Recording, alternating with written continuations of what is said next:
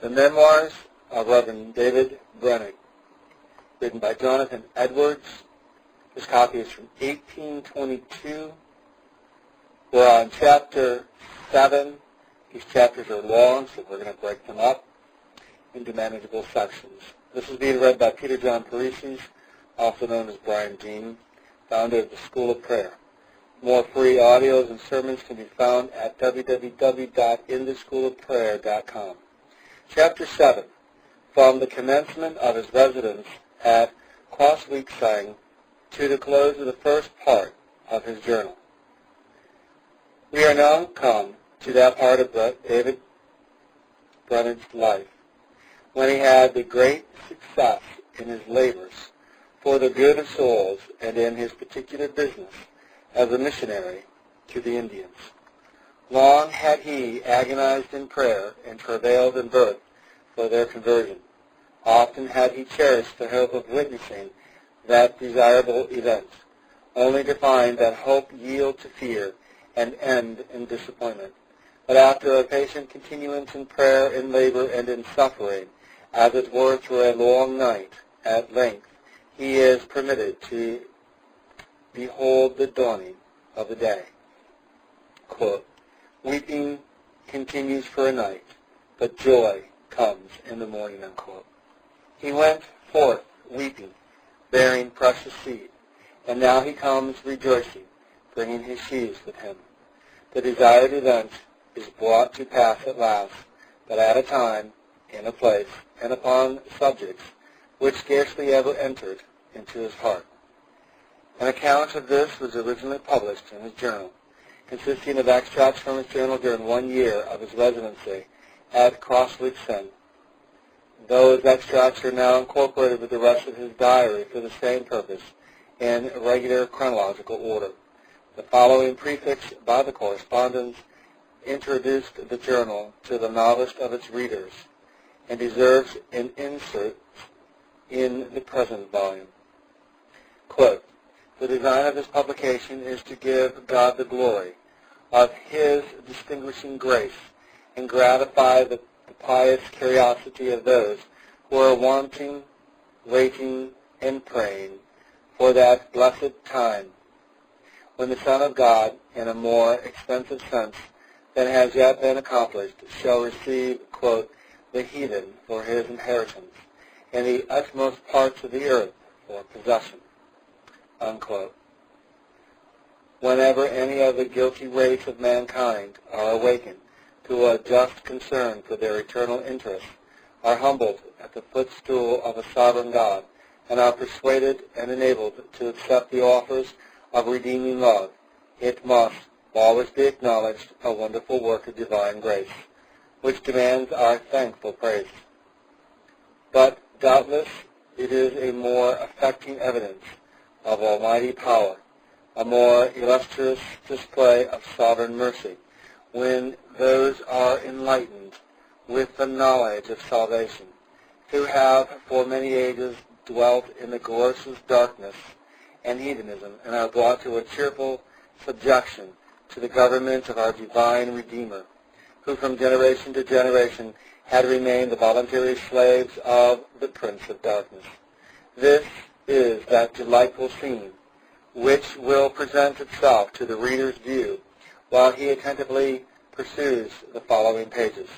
Nothing certainly can be more agreeable to a benevolent and religious mind than to see those that were sunk in the most degenerate state of human nature at once not only renounce those barbarous customs they had been endured to from their infancy, but surprisingly transforms into the character of real and devout Christians. This mighty change was brought about by the plain and faithful preaching of the gospel, attended with an uncommon infusion of the divine Spirit under the ministry of the Reverend Brainerd, a missionary employed by the Honourable Society in Scotland for the propagating Christian knowledge. And surely it will administer abundant matter of praise and thanksgiving to that honorable body to find that their generous attempt to send the gospel among the Indian nations upon the borders of New York, New Jersey, and Pennsylvania has met with such surprising success. It would perhaps have been more agreeable to the taste of politer readers if the following journal had been cast into a different method and formed into one connected narrative. But the worthy author, amidst his continued labors, had no time to spare for such an undertaking. Besides, the pious reader will take a particular pleasure to see this work described in its native simplicity, and the operations of the Spirit upon the minds of these poor benighted pagans, laid down just in the method and order in which they happened. This, it might be confessed, will occasion frequently repetitions. But these, as they tend to give a fuller view of this amazing dispensation of great divine grace in its rise and progress, we trust will be easily forgiven. When we see such numbers of the most ignorant and barbarous of mankind, in the space of a few months, turned from darkness to light, and from the power of sin and Satan unto God, it gives us encouragement to wait and pray for that blessed time, when our victorious Redeemer shall, in a more signal manner than he has yet done, display the banner of his cross, march on from conquering to conquer, till the kingdoms of this world are become the kingdoms of our Lord and of his Christ.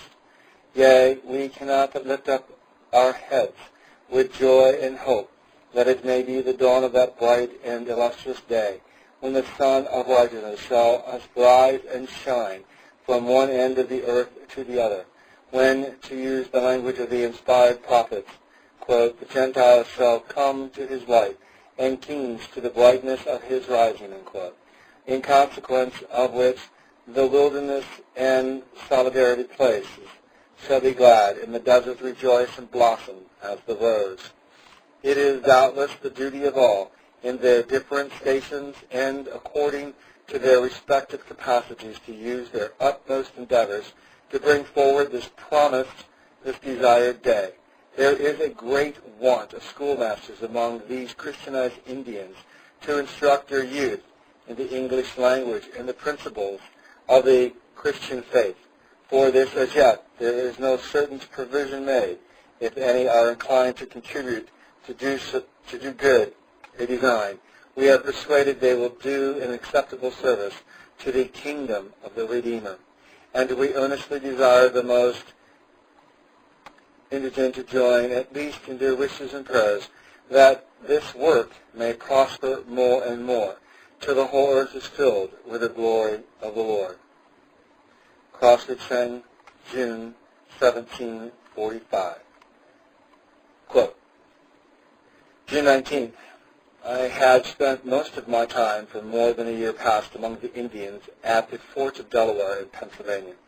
During that time, I made 2 journeys to the Susquehanna to treat with the Indians on the river respecting Christianity, and not having had any considerable appearance of special success in either of those places, my spirits were depressed, and I was not a little discouraged, hearing that there were a number of Indians at a place called Crossfit Sang in New Jersey, nearly 80 miles southeast from the forks of Delaware.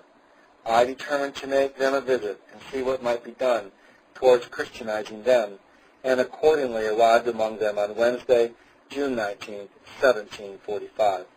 I found very few persons at the place which I visited, and perceived that the Indians in these parts were very much scattered.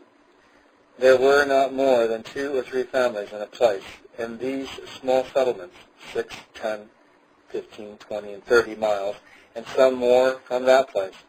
However, I preached to those few I found, who appeared well-disposed, serious, and attentive, and not inclined to cavil and object, as the Indians had done elsewhere.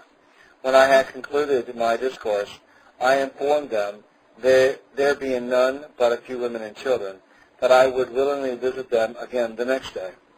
Whereupon they readily set out and traveled 10 or 15 miles, in order to give notice to some of their friends at that distance. These women, like the woman of Samaria, seemed desirous that others should see the man who had told them what they had done in their past lives, and the misery that attended their idolatrous ways. At night was worn out, and scarcely able to walk or sit up. Oh, how tiresome is earth, how dull the body. June 20th. Visited and preached to the Indians again, as I proposed.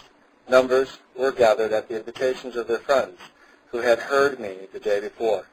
These also appeared as attentive, orderly, and well-disposed as the others, and none made any objections, as Indians in other places have usually done.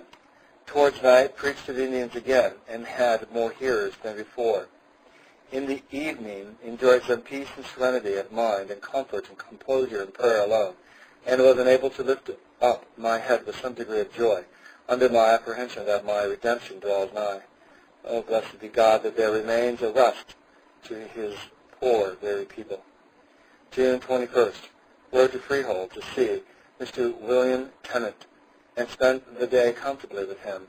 My sinking spirits were a little raised and encouraged, and I felt my soul breathing after God in the midst of Christian conversation, and in the evening was refreshed in secret prayer. Saw myself a poor, worthless creature, without wisdom to direct, or strength to help myself. O blessed be God, who lays me under a blessed necessity of living upon himself. June 22nd. About noon, rode to the Indians again, and next night preached to them. Found my body much strengthened, and was enabled to speak with abundant plainness and warmth. Their number, which at first consisted of 7 or 8 persons, was now increased to nearly 30. There was not only a solemn attention among them, but some considerable impression, it was apparent, was made upon their minds by divine truth. Some began to feel the misery and perishing state, and appeared concerned for deliverance from it. The power of God evidently attended the word, so that several persons were brought under great concern for their souls, and made to shed many tears, and to wish for Christ to save them. My soul was much refreshed and quickened in my work, and I could not but spend much time with them in order to open both their misery and their remedy. This was indeed a sweet afternoon to me. While writing, before I came to the Indians, my spirits were refreshed, and my soul enabled to cry to God almost incessantly for many miles together. In the evening also I found that the consolations of God were not small. I was then willing to live, and in some respects desirous of it, that I might do something for the dear kingdom of Christ, and yet death appeared pleasant, so that I was in some measure in a strait between two. Having a desire to depart, I am often weary of this world, and want to leave it on that account, but it is desirable to be drawn rather than driven out of it. Lord's Day, June 23rd. Preached to the Indians, and spent the day with them. The number still increased, and all with one consent seemed to rejoice in my coming among them.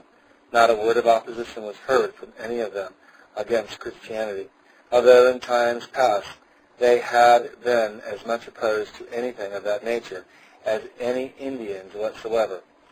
Some of them, not many months before, were enraged with my interpreter, because he attempted to teach them something of Christianity. June 24th. Preached to the Indians at their desire and upon their own notion, to see poor pagans desirous of hearing the gospel of Christ, animated me to discourse to them, although I was now very weakly, and my spirits much exhausted. They attended with a great seriousness and diligence, and some concern for their souls' salvation was apparent among them. June 27th. Visited and preached to the Indians again. The number now amounted to about 40 persons. Their solemnity and attention still continued, and a considerable concern for their souls became very apparent among numbers of them. My soul rejoiced to find that God enabled me to be faithful, and that he was pleased to awaken these poor Indians by my means. Oh, how heart-reviving and soul-refreshing it is to me to see the fruits of my labors. June 28th. The Indians being now gathered, a considerable number of them, from their several and distant habitations, requested me to preach twice a day to them, being desirous to hear as much as they possibly could while I was with them. I cheerfully complied with their request, and could not but admire the goodness of God, who I was persuaded had inclined them thus to inquire after the way of salvation. In the evening my soul was revived and my heart lifted up to God in prayer for my poor Indians, myself, and friends in dear Church of God. Oh, how refreshing, how sweet was this! Bless the Lord, O my soul, and forget not his goodness and tender mercy. June 29th. Preached twice to the Indians, and could not but wonder at their seriousness and the strictness of their attention. Saw, as I thought, the hand of God very evidently and in a manner somewhat remarkable, making provision for their sustenance together in order to their being instructed in divine things. For this day and the day before, with only walking a little way from the place of our daily meeting, they killed 3 deer, which were a seasonable supply for their wants, and without which they could not have subsisted together in order to attend the means of grace. Blessed be God, who has inclined their hearts to hear. Oh, how refreshing it is to me to see them attend with such uncommon diligence and affection. With tears in their eyes and concern in their hearts, in the evening could not but lift up my heart to God in prayer, while riding to my lodging. And blessed be his name, had assistance and freedom. Oh, how much better than life is the presence of God. Lord's Day, June 30th. Preached twice this day also. Observed more, yet concern and affection among the poor heathens than ever, so that they even constrained me to tarry yet longer with them, although my constitution was exceedingly worn out and my health much impaired by my late fatigues and labors, and especially by my late journey to Susquehanna in May last, in which I long lodged on the ground for several weeks together. July 1st.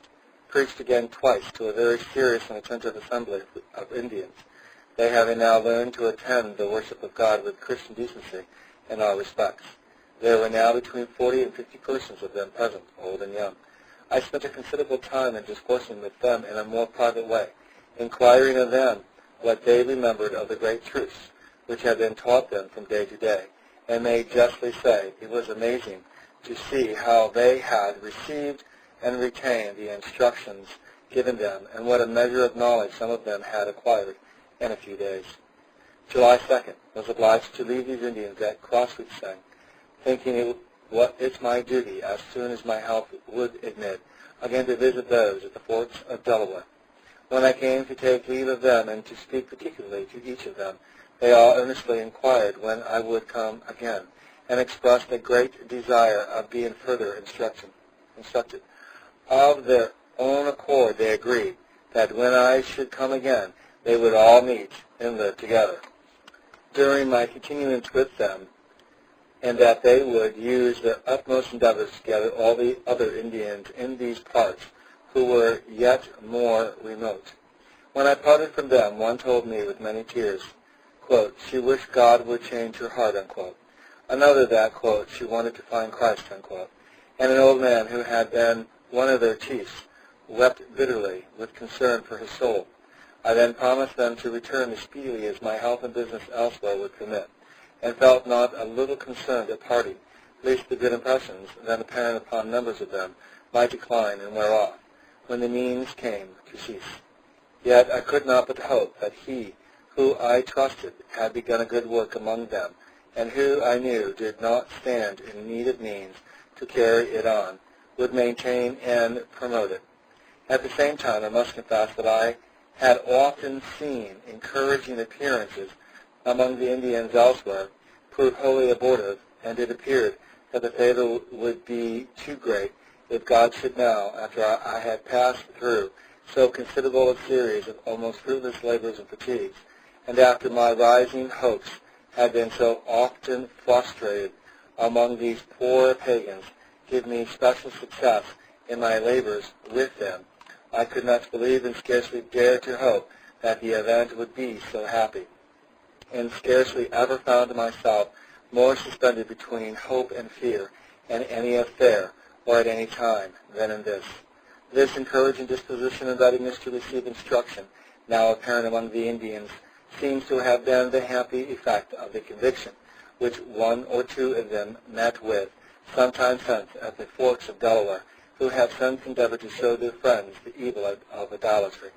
Though the other Indians seem but little to regard and rather to deride them, yet this, perhaps, has put them into a thinking posture of mind, or at least given them some thoughts about Christianity and excited in some of them a curiosity to hear, and so made way for the present encouraging attention. An apprehension that this might be the case here has given me encouragement that God may, in such a manner, bless the means which I have used with the Indians in other places, where as yet there is no appearance of it. If so, may his name have the glory of it, for I have learnt by experience that he only can open the ear, engage the attention, and incline the hearts of poor, benighted, prejudiced pagans to receive instruction. Rode from the Indians to Brunswick, nearly 40 miles, and lodged there. Felt my heart drawn after God in prayer almost all the forenoon, especially in riding. In the evening I could not help crying to God for those poor Indians, and after I went to bed, my heart continued to go out to God for them till I dropped asleep. Oh, blessed be God that I may pray, unquote. He was now so fatigued by constant preaching to these Indians, yielding to their importunate desires, that he found it necessary to give himself some relaxation. He spent, therefore, about a week in New Jersey after he left the Indians, visiting several ministers and performing some necessary business before he went to the Forks of Delaware. Though he was weak in body, yet he seems to have been strong in spirit. On Friday, July 12th, he arrived at his own house in the Forks of Delaware, continuing still free from melancholy from day to day, enjoying freedom, assistance, and refreshment in the inner man. But on Wednesday, the next week, he seems to have had some melancholy thoughts about his doing so little for God, being so much hindered by weakness of body. Forks of Delaware in Pennsylvania, July 1745. Quote, Lord's Day, July 14th. Discoursed to the Indians twice. Several of them appeared concerned, and where I have a reason to think in some measure, convinced by the divine spirit of their sin and misery, so that they wept much the whole time of divine service. Afterwards discoursed to a number of white people then present. July 18th. Preached to my people, who attended diligently beyond what had been common among these Indians, and some of them appeared concerned for their souls. Long to spend the little inch of time I have in the world more for God. Felt a spirit of seriousness, tenderness, sweetness, and devotion, and wished to spend the whole night in prayer and communion with God. July 19th. In the evening, walked abroad for prayer and meditation, and enjoyed composure and freedom in these sweet exercises, especially in meditation on Revelations chapter 3, verse 12. Him that overcometh will I make a pillar in the temple of my God, etc. This was then a delightful theme to me, and it refreshed my soul to dwell on it. Oh, when shall I go no more out from the service and enjoyment of the dear Redeemer? Lord, hasten the blessed day. Lord's Day, July 21st. Preached to the Indians first, then a number of white people present, and in the afternoon to the Indians again. Divine truth seemed to make very considerable impressions upon several of them, and caused the tears to flow freely. Afterwards I baptized my interpreter and his wife, who were the first whom I baptized among the Indians. They are both persons of some experimental knowledge in religion, have both been awakened to a solemn concern for their souls, have to appearance been brought to a sense of their own misery and undoneness in themselves, have both appeared to be comforted with divine consolations, and it is apparent that both have passed a great, and I cannot but hope a saving change. It may perhaps be satisfactory and agreeable that I should give some brief relation of this man's exercises and experience since he has been with me, especially since he is employed as my interpreter to others. When I first employed him in this business in the beginning of the summer of 1744, he was well fit for his work in regard to his acquaintance with the Indian and English languages, as well as with the manners of both nations, and in regard to his desire that the Indians should conform to the manners and customs of the English, especially to their manner of living.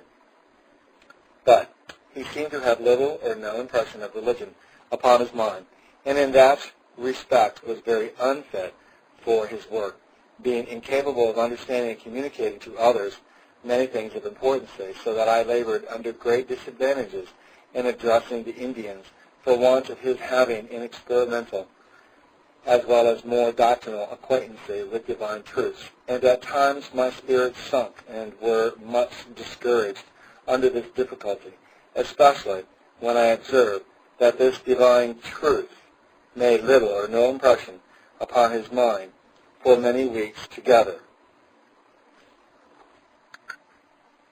He indeed behaved soberly after I employed him, although before he had been a hard drinker, and seemed honestly engaged as far as he was capable in the performance of his work. Especially he appeared very desirous that the Indians should renounce their heathenist notion and practices and conform to the customs of the Christian world. But still he seemed to have no concern for his own soul until he had been with me a considerable time. Near the latter end of July 1744, I preached to an assembly of white people with more freedom and fervency than I could possibly address the Indians with without their having first obtained a greater measure of doctrinal knowledge. At this time he was present, and was somewhat awakened to a concern for his soul, so that the next day he discoursed freely with me about his spiritual concerns, and gave me an opportunity to use further endeavors to fasten the impressions of his perishing state upon his mind.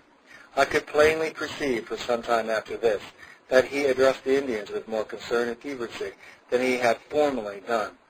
But this impression seemed quickly to decline, and he remained in a great measure careless and secure until sometime late in the autumn of the year following, when he fell into a weak and languishing state of body, and continued much disordered for several weeks together. At this season divine truth took hold of him and made deep impressions upon his mind. He was brought under great concern for his soul, and his exercises were not now transient and unsteady, but constant and abiding, so that his mind was burdened from day to day. And it was now his great inquiry what he should do to be saved. This spiritual trouble prevailed until his sleep in a great measure departed from him, and he had little rest day or night, but walked about under great pressure of mind, for he was still able to walk, and appeared like another man to his neighbors, who could not but observe his behavior with wonder. After he had been some time under this exercise, while he was striving to obtain mercy, he says there seemed to be an impassable mountain before him. He was pressing towards heaven, as he thought, but his way was hedged up with thorns, so that he could not stir an inch further. He looked this way and that way, but could find no way at all. He thought if he could make his way through these thorns and briars and climb up the first steep pitch of the mountain, that then there might be hope for him. For no way or means could he find to accomplish this. Here he labored for a time, but all in vain. He saw it was impossible, he says, for him ever to help himself through this insupportable difficulty. It signified yet just nothing at all for him to struggle and strive any more. Here, he says, he gave over striving and felt that it was a gone case with him as to his own power, and that all his attempts were, and forever would be, vain and fruitless. Yet he was more calm and composed under this view of things than he had been while striving to help himself. While he was giving me this account of his exercise, I was not without fears that what he related was but the working of his own imagination, and not the effect of any divine illumination of mine.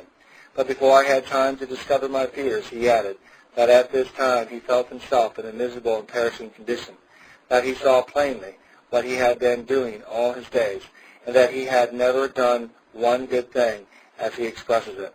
He knew he was not guilty of some wicked actions of which he knew some others guilty.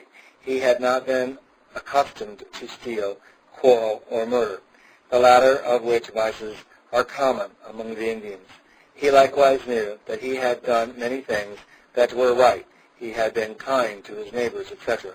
But still his cry was that he had never done one good thing.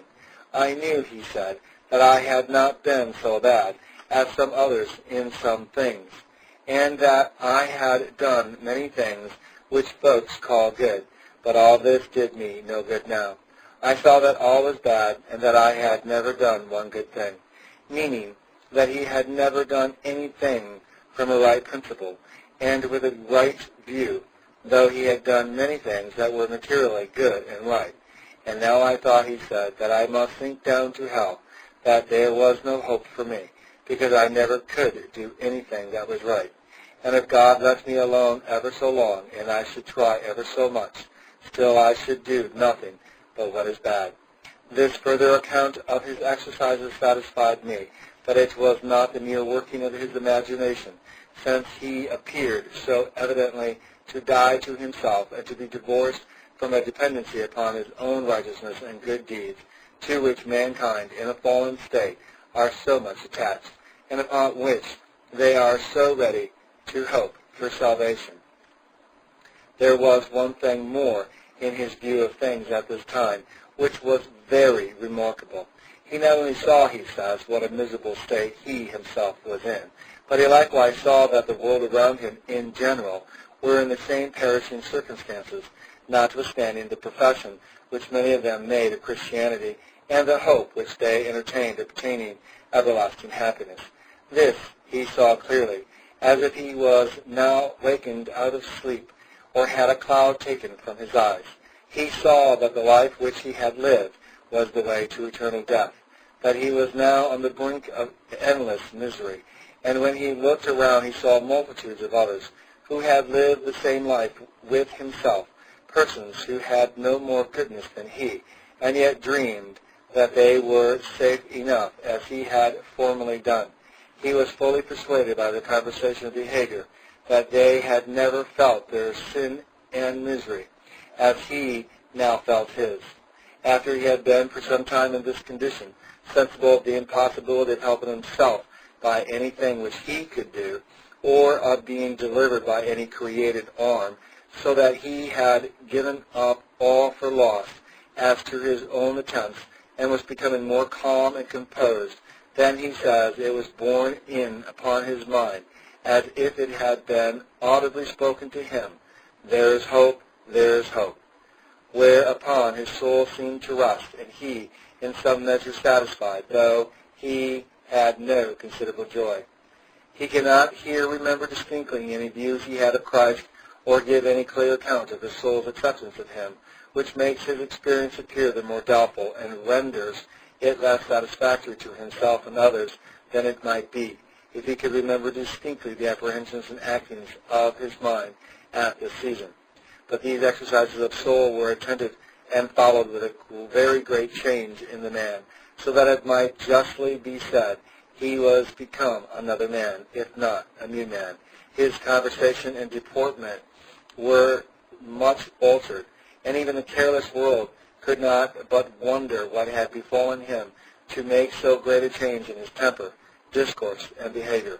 Especially there was a surprising alternation in his public performances. He now addressed the Indians with admirable fervency and scarcely knew when to leave off.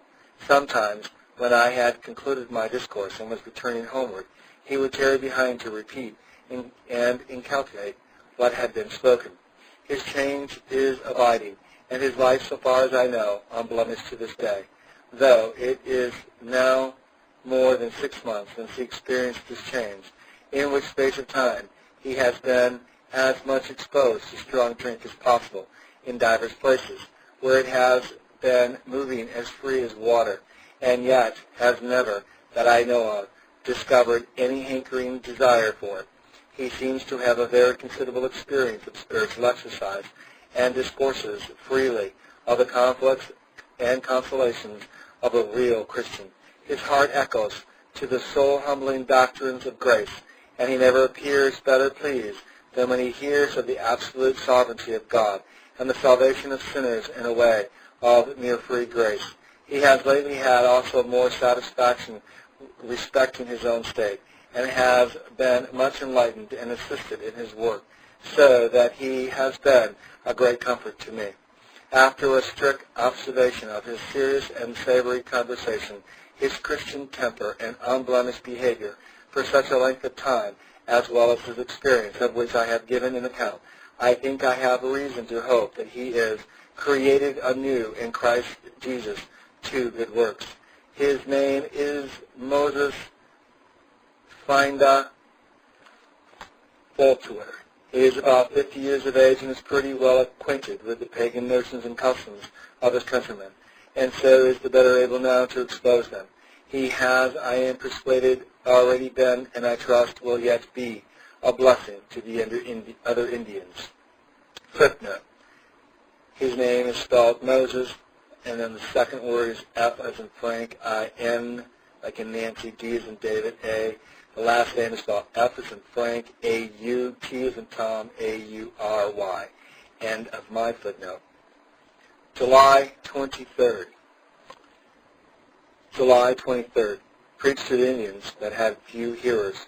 Those who of late are constantly at home seem of late to be under some impressions of religious nature.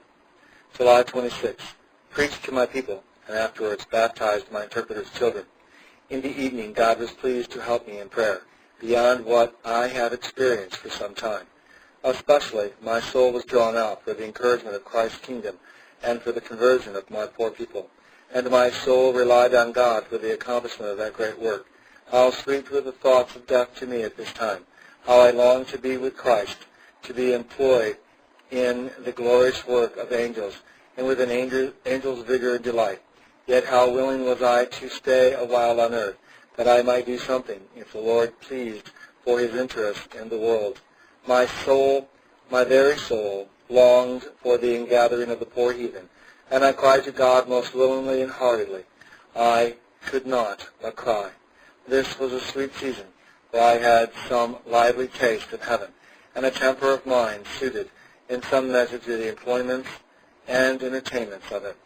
My soul was grieved to leave the place, but my body was weak and worn out, and it was nearly 9 o'clock. I longed that the remaining part of life might be filled up with more fervency and activity in the things of God. Oh, with peace, composure, and godlike serenity of such a frame. Heaven must differ from this only in degree, not in kind. Lord, ever give me this bread of life. Lord's Day, July 28th. Preached again and found my people, at least some of them, more thoughtful than ever about their soul's concern. I was told by some that their seeing my interpreter and others baptized made them more concerned than anything they had ever seen or heard before. There was indeed a considerable appearance of divine power among them while the ordinance was administered. May that divine influence spread and increase more abundantly. In the evening, my soul was melted and my heart broken with a sense of past barrenness and deadness. Oh, how I then longed to live to God and bring forth much fruit to his glory. July 29th was much exercised with a sense of vileness, with guilt and shame before God. Discoursed to a number of my people and gave them some particular advice and direction, being now able to leave them for the present in order to renew my visit to the Indians in New Jersey. They were very attentive to my discourse and earnestly desired to know when I designed to return to them again." Unquote. On Wednesday, July 31st, he set out on his return to Cross Creek and arrived there the next day. In his way thither, he had longing desires that he might come to the Indians there in the fullness of the blessing of the gospel of Christ, attentive with a sense of his own great weakness, dependency, and worthlessness. Cross Creek, New Jersey, August 1745. August 2nd. In the evening I retired, and my soul was drawn out in prayer to God, especially for my poor people to whom I had sent word that they might gather together that I might preach to them the next day. I was much enlarged in praying for their saving conversion, and scarcely ever found my desires of anything of this nature so sensibly and clearly, to my own satisfaction, disinterested, and free from selfish views. It seemed to me I had no care, or hardly any desire, to be the instrument of so glorious a work as I wished and prayed for among the Indians. if the blessed work might be accomplished to the honor of God and the enlargement of the dear Redeemer's kingdom. This was all my desire and care, and for this mercy I hoped but with trembling, for I felt what Job expresses, chapter 9:16. Quote, "If I had called, and he had answered me, yet would I not believe that he had hearkened unto my voice." Unquote. My rising hopes respecting the conversion of the Indians had been so often dashed that my spirit is, as it were, broken, and my courage wasted, and I hardly dare hope. I visited the Indians in these parts in June last, and tarried with them a considerable time, preaching almost daily, at which season God was pleased to pour upon them a spirit of awakening concern for their souls, and surprisingly to engage their attention to divine truths. I now found them serious, and a number of them under deep concern for an interest in Christ. Their convictions of their sinful and perishing state were, in my absence from them, much promoted by the labors and endeavors of Reverend William Tennant, to whom I had advised them to apply for direction, and whose house they frequented much while I was gone.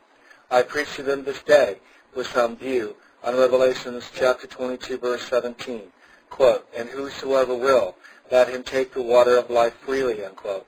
Though I could not pretend to handle the subject methodically among them, the Lord, I am persuaded, enabled me in a manner somewhat uncommon to set before them the Lord Jesus Christ as a kind and compassionate Savior, inviting distressed and perishing sinners to accept everlasting mercy. A surprising concern soon became apparent among them. There were about 20 adult persons together, many of the Indians at remote places, not having as yet had time to come since my return hither, and not above 2 that I could see with dry eyes. Some were much concerned and discovered vehement longings of soul after Christ to save them from the misery they felt and feared. Lord's Day, August 4th. Being invited by a neighboring minister to assist to the administration of the Lord's Supper, I complied with his request and took the Indians along with me, not only those who were together the day before, but many more who were coming to hear me, so that there were nearly 50 in all, old and young. They attended the several discourses of the day, and some of them who could understand English were much affected, and all seemed to have their concern in some measure raised. Now a change in their manners began to appear very visible. In the evening, when they came to sup together, they would not take a morsel until they had sent to me to come and supplicate a blessing on their food, at which time sundry of them wept, especially when I reminded them how they had in times past eat their feasts to the honors of devils, and neglected to thank God for them. August 5th, after a sermon had been preached by another minister, I preached, and concluded the public work of the solemnity from John 7 and 37. In the last day, etc., and in my discourse addressed the Indians in particular, who saw in a part of the house by themselves, at which time 1 or 2 of them were struck with deep concern, as they afterwards told me, who had been little affected before, and others had their concern increased to a considerable degree. In the evening, the greater part of them being at the house where I lodged, I discoursed to them, and found them universally engaged about their souls' concern, inquiring what they should do to be saved. All their conversation among themselves turned upon religious matters, in which they were much assisted by my interpreter, who was with them day and night. This day there was one woman who had been much concerned for her soul ever since she first heard me preach in June last, who obtained comfort, I trust, solid and well-grounded. She seemed to be filled with love to Christ. At the same time, she behaved humbly and tenderly, and appeared afraid of nothing so much as of offending and grieving him whom her soul loved. August 6th. In the morning, I discoursed to the Indians at the house where we lodged. Many of them were much affected and appeared surprisingly tender, so that a few words about the concerns of their souls would cause the tears to flow freely and produce many sobs and groans. In the afternoon, they being returned to the place where I had usually preached among them, I again discoursed to them there. There were about 55 persons in all, about 40 that were capable of attending divine service with understanding. I insisted on 1 John 4th, 10th, herein is love, etc. They seemed eager of hearing, but there appeared nothing very remarkable, except their attention, till near the close of my discourse, and then divine truths were attended with a surprising influence, and produced a great concern among them. There were scarcely 3 in 40 who could refrain from tears and bitter cries. They all, as one, seemed in an agony of soul to obtain an interest in Christ, and the more I discoursed on the love and compassion of God in sending His Son to suffer for the sins of men, and the more I invited them to come and partake of His love, the more their distress was aggravated, because they felt themselves unable to come. It was surprising to see how their hearts seemed to be pierced with a tender and melting invitation of the gospel, when there was not a word of terror spoken to them. There was this day 2 persons who obtained relief and comfort, which, when I came to discourse with them particularly, appeared solid, rational, and scriptural. After I had inquired into the grounds of their comfort, and said many things which I thought proper to them, I asked them what they wanted that God should do further for them. They replied they wanted Christ should wipe their hearts quite clean, etc. So surprising were now the doings of the Lord that I can say no less of this day, and I need say no more of it, than that the arm of the Lord was powerfully and marvelously revealed in it. End of part 1 of chapter 7.